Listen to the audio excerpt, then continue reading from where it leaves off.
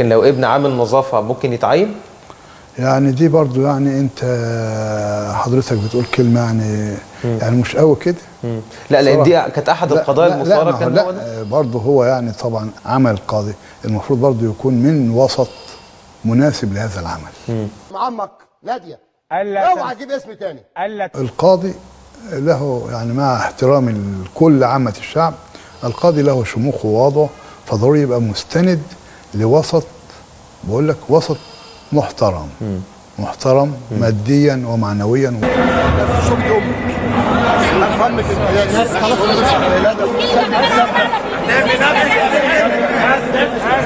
يبقى الوسط البيئي الذي بينشأ فيه القاضي ضروري يكون مناسب. وسط مناسب لهذا العمل. حضرتك بتقول كلمة يعني مش قوي كده. حضرتك بتقول كلمة بتقول كلمة.